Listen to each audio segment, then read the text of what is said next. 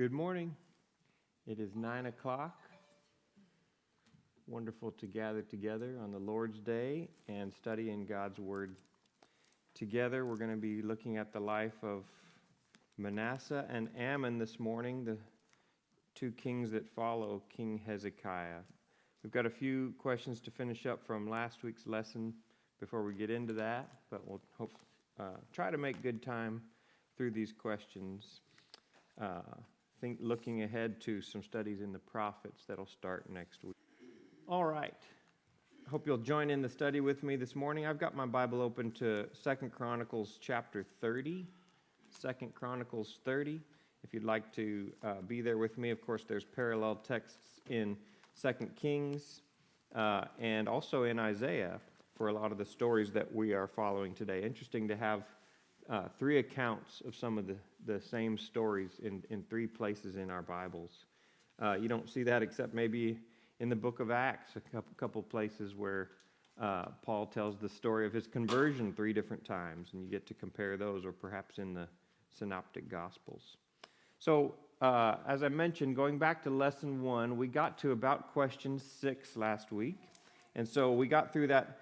Brother Waldron kind of speaks of the reign of Hezekiah in 3 episodes. There's the reform period where he's making the great reforms and conducts this great Passover. Then there's the period of the invasion of Assyria, and we'll talk about that. And then there's this last episode where he shows the riches of Jerusalem to envoys from Babylon. So we got through the first one, and we'll talk here about the second one a little bit, but this Passover that we were speaking about, the second part of this question is, what were some of the things that made this Passover celebration unlike any other since the days of Solomon? That's 2 Chronicles 30 and verse 26, where it says it hadn't been like this since the days of Solomon. So what were some of the unique things about this Passover? It mentioned great joy. I think that's the ultimate reason why it was expressed that way. Why do you think it would have been so joyful? It's been so long since they've had it. Yeah, it hadn't been done. The temple had been closed up. They just consecrated the temple, opened the temple worship back up, and they were doing that during the first month of the year, which is when Passover is supposed to be celebrated. That's our March, April timeframe, the springtime. That's the Jewish New Year. And so then they celebrate the Passover. But they couldn't because they were still consecrating the temple. So what else was unique about this Passover? It was delayed, and they had the Passover on the second month. And we noted last week that if you want to look back at Numbers chapter 9, that was something that even in Moses' day they inquired about. What if I'm unclean during the Passover? Is there another way that I can observe the Passover? And they inquired of God, and the response was, yes, you can do it in the second month. A good lesson to be learned there. How might I apply that to my worship? We have to do it as the Bible tells us. Right. We obey God. We want to worship on the first day of the week because God's instructed us to in our New Testaments. Does he understand when we can't? When there's something, sometimes we use the term providentially hindered, which is, I think, a man-made term to describe maybe a godly idea that there's something that prevented me. I'm sick.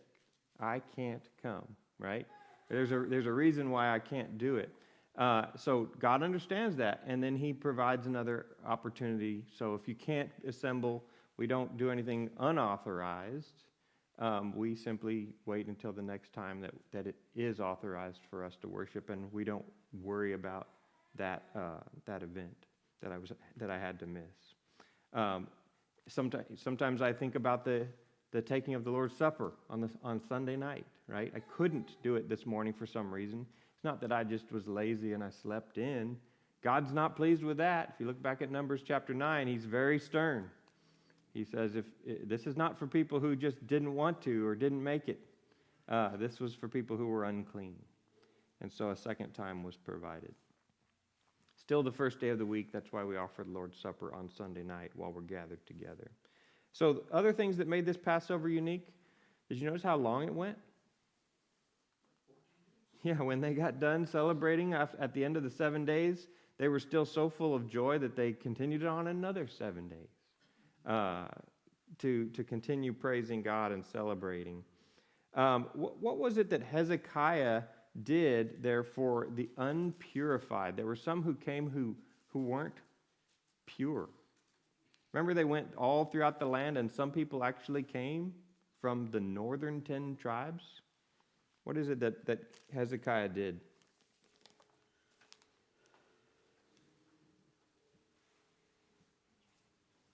He destroyed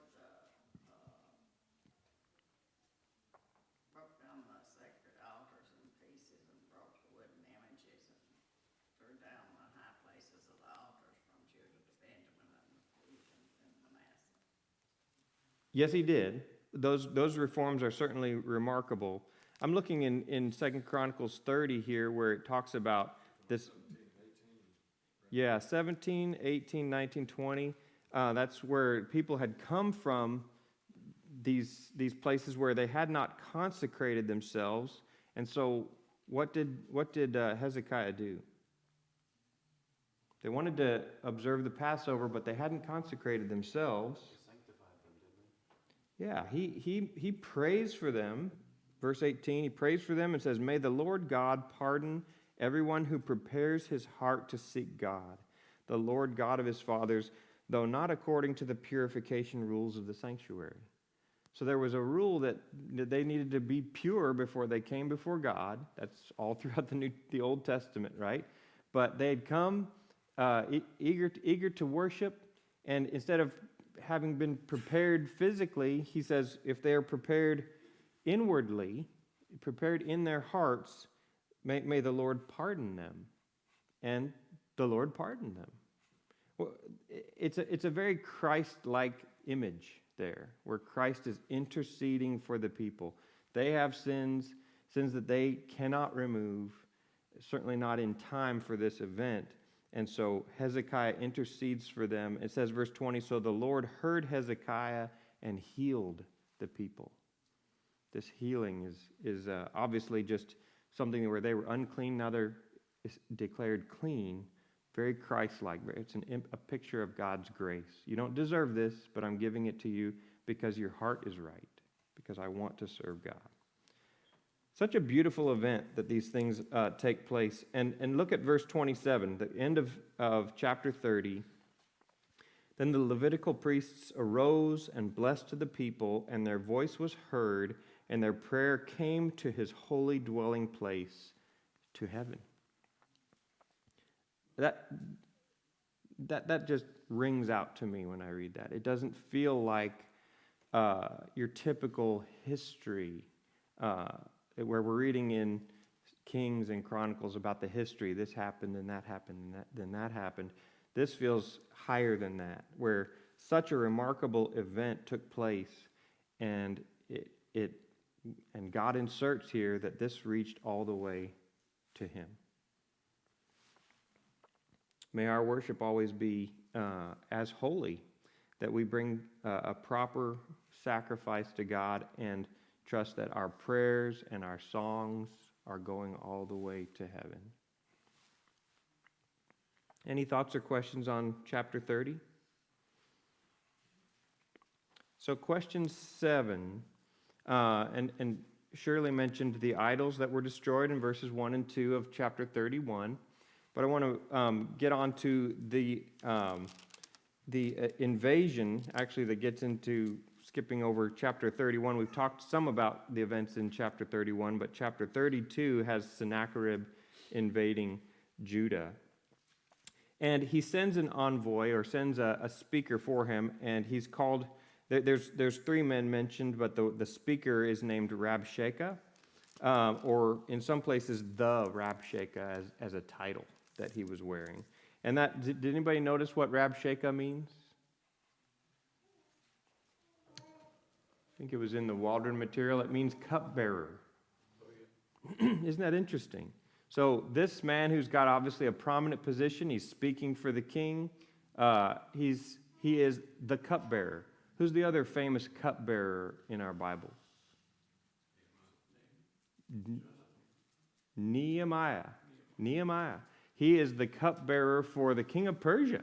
So a world empire, and he's the cupbearer. And sometimes we think, okay, he's just the guy who squeezes the grapes and it's just basically a servant. No, no, no. This is a high position, very trusted man, right-hand man to the king. And so when Nehemiah asks to leave, and then he becomes obviously a great leader in rebuilding Jerusalem, building the walls, it makes sense, right? He was a great leader in Persia, and now he's a great leader in Judah.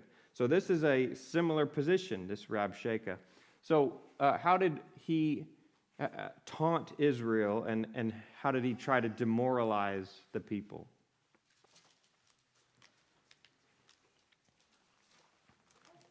Said to not let him deceive you, that if they could, handle whatever was coming forward. Don't let Hezekiah deceive you, right? Because Hezekiah was doing his best to encourage the people.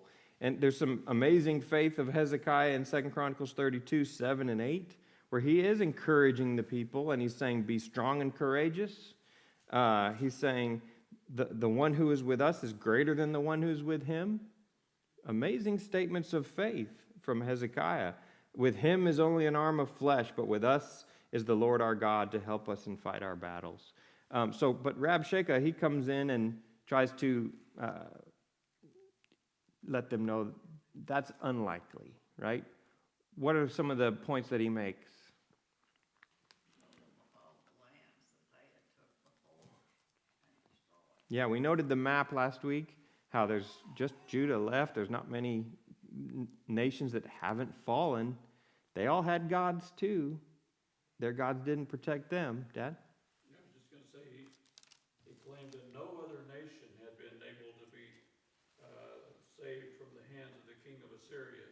Mm-hmm. And so what would make them think that they could be saved by their own God, their God, Right. He says, are you trusting in Egypt? They're weak as well. What did he infer from the tearing down of the high places around Judah? Judea later.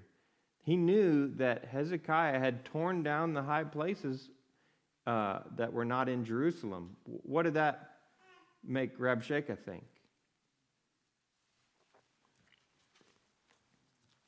Doing things contrary to his own God. Yeah, maybe he's not even serving Jehovah anymore, right? He says even he's torn down Jehovah's altars. Obviously not understanding, and sometimes it's described as kind of like a consolidated worship. It's all in Jerusalem versus a worship that was all throughout the land. Only one of those was acceptable to God. And unless you know the law of Moses, you wouldn't know that. You would think, well, the more worship of Jehovah around your land, the better. But no, God says you worship me here. This is where I've made my name to dwell. And so he infers that you're not even worshiping your God very well. So what good examples do we see from Hezekiah's response?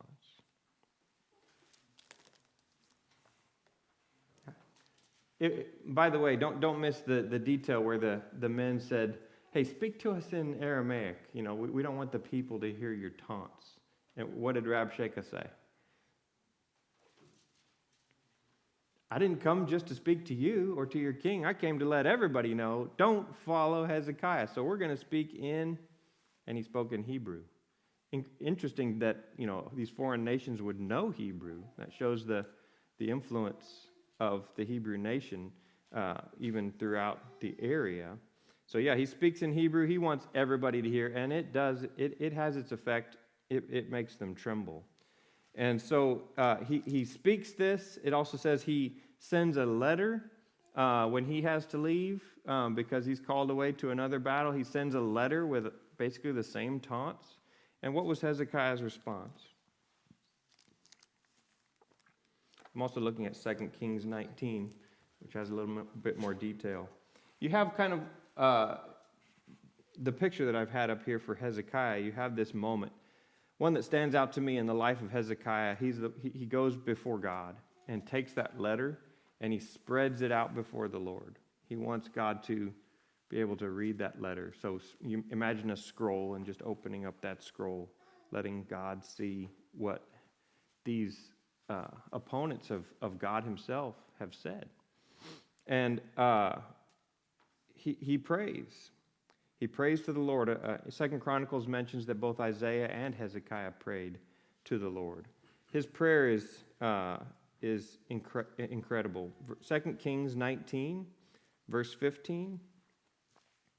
Hezekiah prayed before the Lord and said, O Lord, the God of Israel, who are enthroned above the cherubim, you are the God, you alone, of all the kingdoms of the earth. You have made heaven and earth. Incline your ear, O Lord, and hear. Open your eyes, O Lord, and see, and listen to the words of Sennacherib, which he has sent to reproach the living God. Truly, O Lord, the kings of Assyria have devastated the nations and their lands, and have cast their gods into the fire, for they were not gods, but the work of men's hands, wood and stone. So they have destroyed them. Now, O Lord our God, I pray, deliver us from his hand, that all the kingdoms of the earth may know that you alone, O Lord, are God. So he makes the correct, has the correct understanding. Yes, he's destroyed all these nations because their gods were nothing, but you are the only true God. And what was God's response? What were some of the key messages? Isaiah brings the response, 2 Kings 19, 21 through 28. We don't have time to read all that, but what were some of the key points from Isaiah's response? Did you write some down?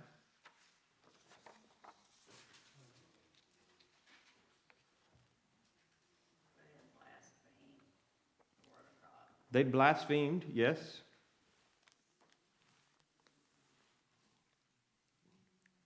Who did Isaiah point out that they had reproached?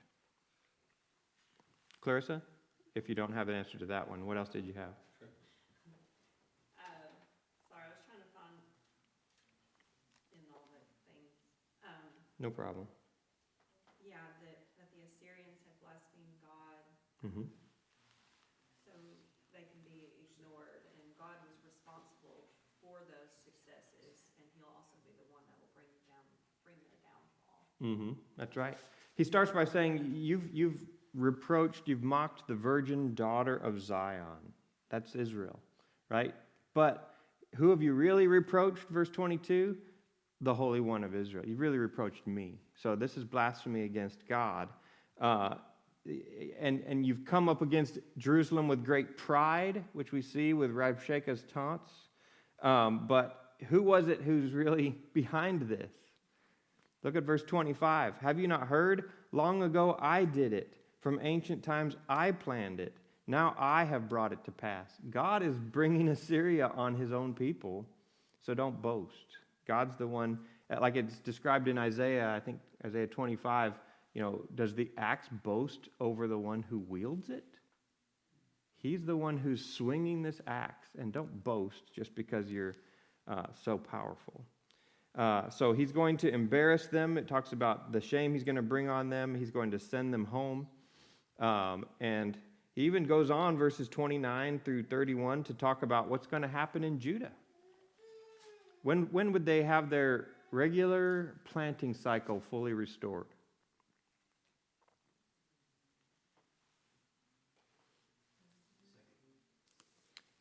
Second year, you'd still be eating what grows from the same, but by the third year, they'll sow, reap, plant, and eat their fruit. So by the third year, things are going to be back to normal.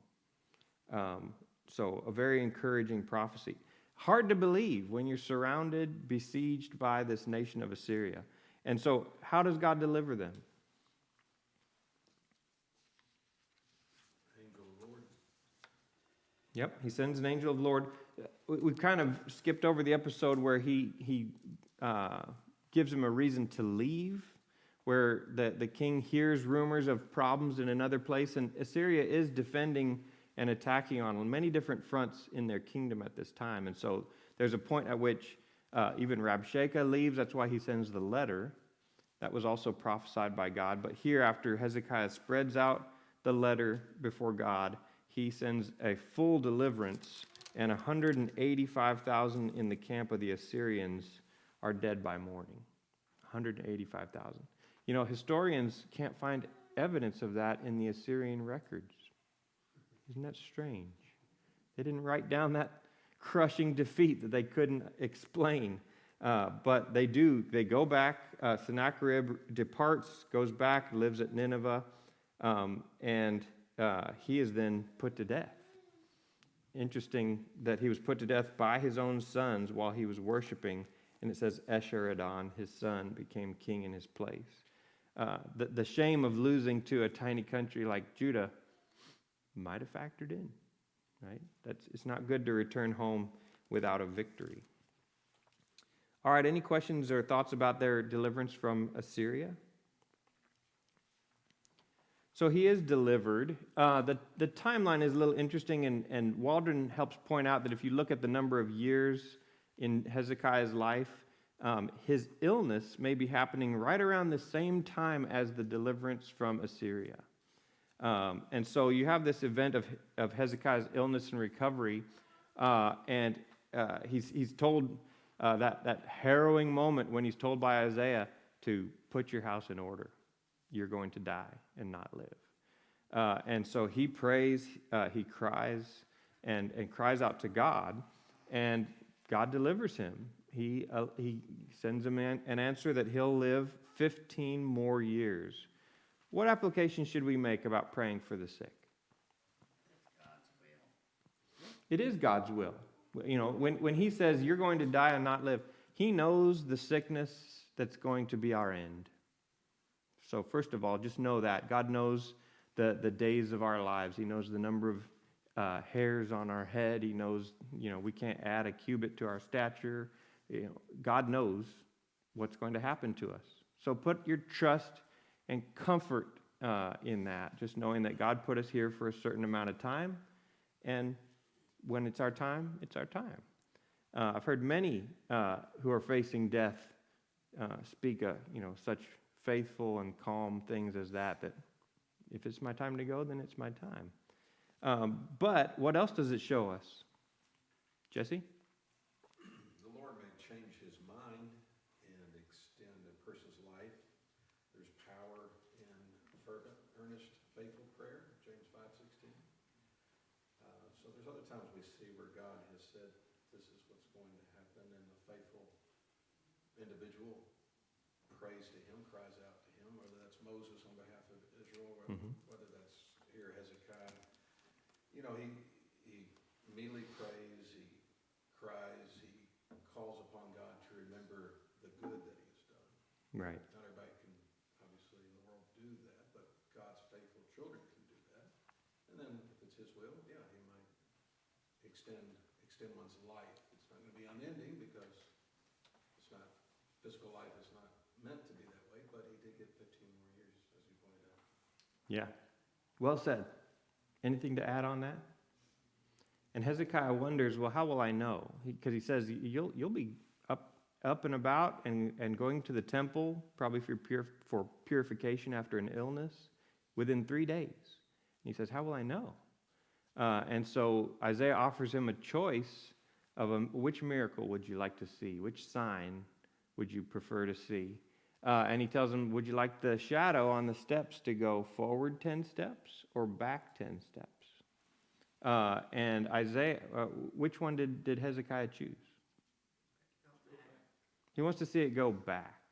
And he thought that was more difficult. So what's difficult about that?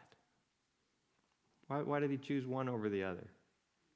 Probably had never been done before. Never been done before?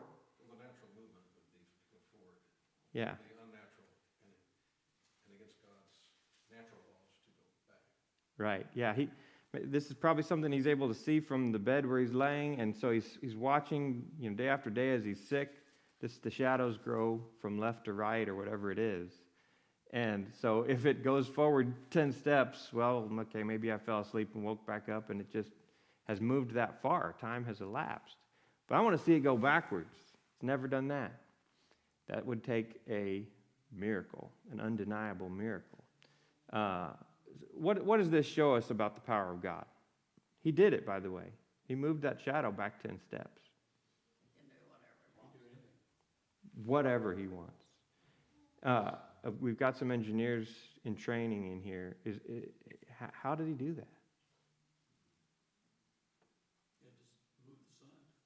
You had to move the sun. Or turn the earth the other way or something. Yeah, there's sun up here and an earth down here, and it's like you had to move this or move that to change the rays of the sun. I had another thought, maybe he just bent the light. That might have been easier. Just make that light go around the corner to get to those steps. So there's different ways he could have done it. Obviously, it's a miracle, and it defies the laws of physics for any of these things to happen, but God can do anything. He's made the sun stand still before, and he made darkness on the day when Jesus died on the cross across the whole earth. So don't be looking for a lunar eclipse on that day, because no, this was darkness across the whole earth. It wasn't just a blood moon or something that day. So God can do whatever he wants. It's his universe. All right, and the last question on lesson 1, what would motivate Hezekiah in this kind of last episode of his life to now show his riches to these envoys from Babylon? Pride. It mentions his pride, and we're going to see kind of a recurring theme. We need to take warning against pride. His heart was lifted up. What are some reasons why he might have become proud in his latter days? Norm? Well, he sent the Assyrians packing. Not something you could easily do. Right? He didn't do it, but I mean, that was a result of what he had done by praying to God. So, hey, I'd have handed that. Then he had this sickness, and now he's one of the few men on earth that know how long he has to live. And so, now I've got this, I'm a special person now. And I've got, because the king of Assyria didn't come take all my treasures, I've got all these things here. I can show off, hey, I wasn't robbed and all my stuff taken. That's right. And people had started bringing him things. He becomes famous because of what has happened. And so it reminds me of the days of Solomon, right? They're not coming for his wisdom, but they've heard that he recovered from a mortal illness. Of course, they hear that he's somehow repelled Assyria. And so people start sending him gifts, and he becomes very rich. It also says in 2 Chronicles 31, verse 25, Hezekiah gave no return for the benefit he received. So a terrible attitude. He got well. God gave him 15 more years, and he just gets up and goes about his business. We got to be careful not to do that as well. I prayed and prayed and prayed to get through a trial, and then when I got through it, did I just forget and go on with my life? Where are the 9, right, with the lepers who were healed? Why did only 1 return to thank God? Hezekiah should have been living 15 years of gratitude. Every minute I didn't deserve, but he didn't. He got proud. And so he does. This Merodach Baladan was king of Babylon, and it was noted in the Waldron material that he was also rebelling against Assyria. So if you remember on the map, you got Judah kind of on the left-hand side of the Fertile Crescent and Babylon on the right-hand side of the Fertile Crescent. Assyria is everywhere in between. And so Babylon's rebelling, Judah's rebelling. So guess what? He's looking for friends, people who can help him in his battle against Assyria. So he sends this envoy. He hears he's been sick and he got better, so he sends this envoy, and Hezekiah just welcomes him in, assuming that, yeah, this is a friend. I need friends as well, and shows him all the riches of the land. So it's his pride that motivates him. What then is his response when Isaiah comes and rebukes him for doing that?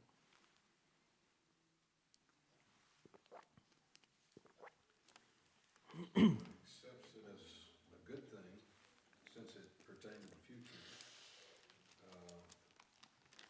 and only seems to only care about his reign and his life and maybe his own personal legacy, but okay, that doesn't really affect me so much, that's later. Yeah.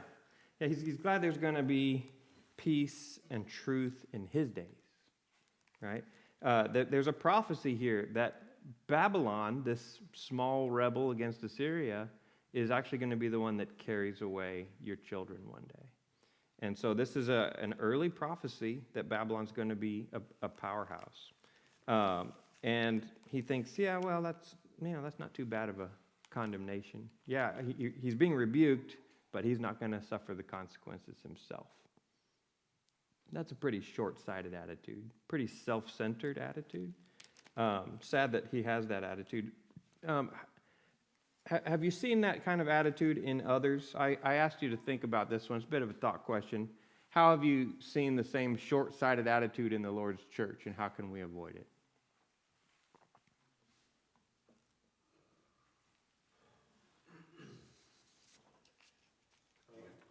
I was going to say. Yes.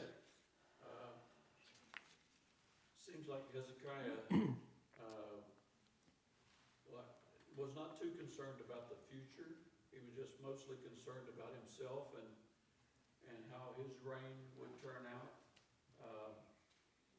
And I just said that we must be careful to realize the importance of the future of God's church and his people. And then I thought about that song from the 1970s, Crosby, Stills, and Nash, Teach Your Children, because apparently he did not do a very good job of that. Yeah. They're singing biblical truth there. I don't know that whole song, but yeah, we're commanded to teach our children. And that's a good segue into Manasseh and Ammon, because we know he didn't teach Manasseh to be faithful like he was. And so, yeah, we can sometimes get a little too focused on this generation and forget the next generation. You see, I remember learning just in business, great leaders prepare the business to succeed even when they're gone, not just while they're there running the show. And I've seen the attitude sometimes in the church that, we ain't going to have that problem here as long as I'm here. That ain't happening. And, okay, it's good to be firm and immovable, but when a young person says, why? Why? What's the reason?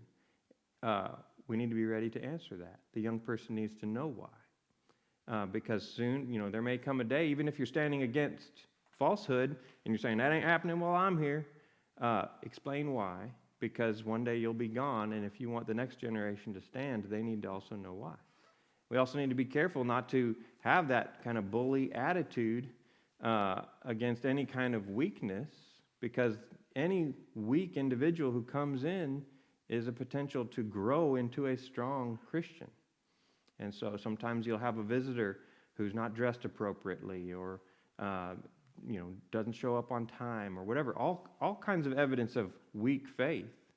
And we need to be looking for how can I help that person to know Jesus and build their faith, which will lead to knowledge and virtue and all the other good things in Christ. So yeah, we've got to be careful not to be like Hezekiah. It's only as long as it's faithful in my day. Did I see another hand? Norm's pointing to one. Oh yeah, any other thoughts? Okay.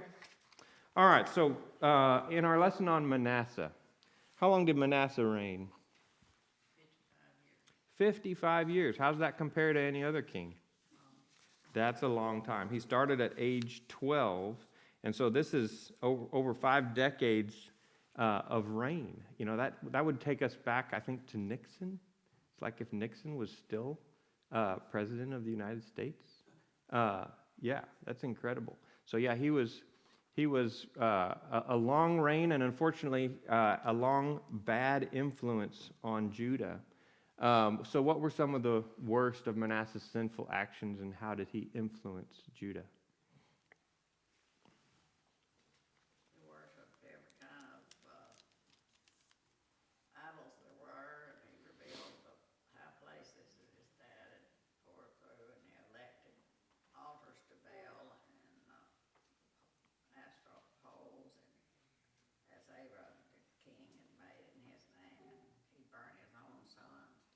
Incredible. Incredible. Yeah, he's bringing in every form of false worship.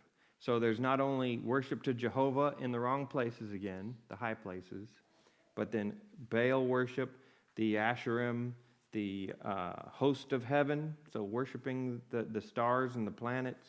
And a lot of this was, these were Assyrian practices. It makes you wonder what his motivation might have been. Was he just, did he have some kind of, lust for evil things? Maybe it's just as simple as that. Or maybe he's just too political in his mindset of how do we keep the Assyrians happy? Well, let's bring in some false worship from their culture and be more of an assimilated country rather than one who wants to oppose them all the time. So yeah, the idol worship and then the offering of his son. We've seen that before, even more so in the northern 10 tribes, where they were worshiping Baal, and that was part of the worship, to sacrifice a child to God. That was question 3. Why would anyone do such a terrible thing? I wanted you to think about that. Why would they do it? Supposedly to appease the gods, or whatever god they were worshiping, Yeah. to gain their favor somehow. Okay, Nathan? Kind of reflects Hezekiah's attitude that we were talking about, where he's thinking, as long as there's peace in my days, I'll sacrifice my children for. Yeah.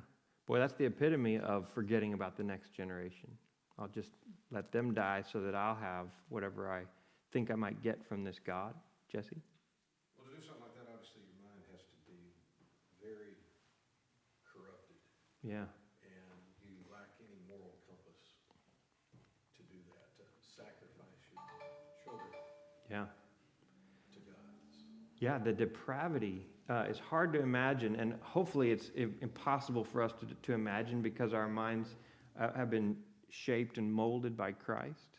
I think of Romans chapter 1 and the downward spiral of the Gentile nations that's described there, and how because they didn't see fit to acknowledge God any longer, God gave them over to a debased mind. And so that then they start worshiping idols, and then he gives them over again to all sorts of sinful practices, including homosexuality, described there. And so, yeah, God's gonna let a person go as far as they want to go. And for it to happen in a single lifetime in God's people should be a stark warning to us, right? That you can go from pure and thinking that certain sins are detestable, and just a few decades later, fully accepting them. We've seen some of that even here in the United States. Sam? That ties in both with Romans 1 and here with Manasseh, because it's stated that you can cause someone else to stumble in that way by teaching them that what is evil is what is good. Yeah. And if you don't have people who not only rebuke you for doing these things, but also condone it and even try to convince you to go along with them, and that's how you raise up a generation of people who are just that far gone. That's right. And that's a good point that I wanted to get to on the idea of influence and just how strong our influence can be, especially in a leadership position, because people do look to the leaders on, well, what's acceptable? And that's why we pray for godly leaders, even in our nation, because, we want young people to see, a husband and a wife who love each other, leading our country, or, that they have the family that God designed, upholding what's right. We want to see that because we know people are going to be influenced to see, well, is this acceptable or not? Imagine if there's a homosexual family living in the White House. That's going to lead a lot more people to think, well, that's normal and no problem, and accepting evil. And that day may come. And so, yes, absolutely, our influence is significant. What are some of those false gods that are worshipped today in equally horrifying ways? April? Self is served at the expense of innocent lives with abortion. I just feel like Absolutely. that's a God in itself. It is. People have done away with the idol, but it's continuing to think, well, what's best for me? To the point where they're willing to sacrifice a life when they abort a life.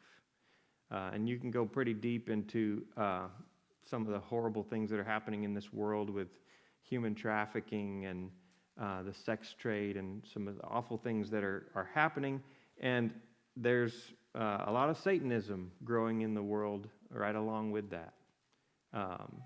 And we don't see it necessarily day to day, but it's happening in this world. And that's certainly a false god to follow after Satan deliberately and doing some of these things in his name. Anything else that you'd add there, Norm?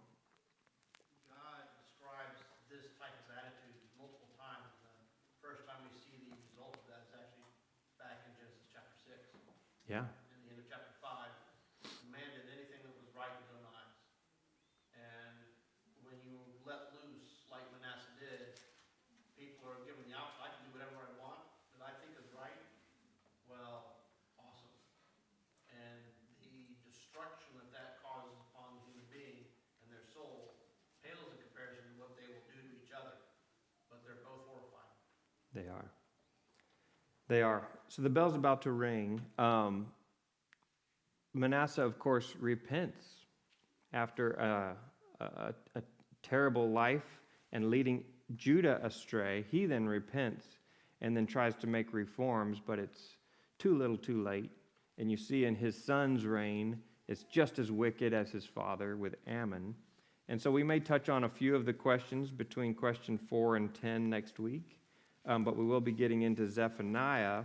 And I haven't written those questions yet, but I'll have them by Wednesday.